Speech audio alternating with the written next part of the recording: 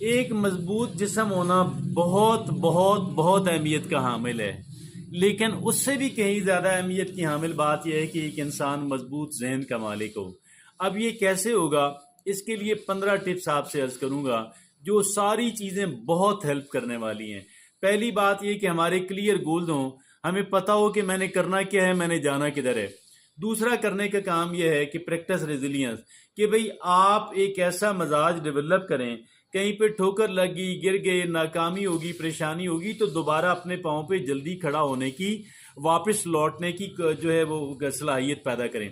تیسرا یہ ہے کہ اسٹے فوکسڈ، کہ اپنے جو گولز ہیں، مقاصد ہیں، ان پہ ساری توجہ ایسے لیزر فوکس ڈیولپ کریں۔ اور چوتھا کرنے کا کام یہ ہے کہ اپنے جذبات کو پہچانیں اور ان کو مینج کریں، ان کو کنٹرول کریں۔ آگے جو پانچواں کرنے کا کام یہ ہے کہ ایک انسان دوسروں سے ہمدردی کا اظہار کرے، ان کی بات کو محسوس کرے۔ اور آگے چھٹا جو کرنے کا کام یہ ہے کہ اپنے تعلقات لوگوں سے بہتر بنائیں۔ آگے جو ساتواں جو کرنے کا کام یہ ہے وہ یہ ہے کہ مائنڈ فلنس کو پریکٹس کیا جائے۔ مائنڈ فلنس یہ کہتی ہے کہ اسٹے پریزنٹ اور اسٹے فوکسڈ، کہ اپنی توجہ حال پہ رکھیں اور فوکس اور کانسنٹریٹ کر کے رکھیں۔ آگے جو ساتواں کرنے کا کام یہ ہے کہ میڈیٹیٹ کیا کریں، مراقبہ کیا کریں۔ اور آگے نواں جو کرنے کا کام یہ ہے کہ نیند پوری کریں۔ 7، 8، 9 گھنٹوں کی جو نیند ہے ہمیں روزانہ کی بنیاد پہ اس کی ضرورت ہوتی ہے۔ 10واں کرنے کا کام یہ ہے کہ جو منفی خیالات ہیں ان کو چیلنج کریں، ان کو ڈیفیٹ کریں۔ منفی خیالات وہ ہوتے ہیں کہ جو مایوسی لے کر کے آتے ہیں، لہٰذا ایسے سارے خیالات کے جو مایوسی پیدا کرنے والے ہوں ان کو چن چن کے زہریلی جڑی بوٹیوں کی طرح چن چن کے اپنے دماغ سے باہر نکالتے رہیں۔ 11واں کرنے کا کام یہ ہے کہ گروتھ مائنڈ سیٹ ڈیولپ کریں۔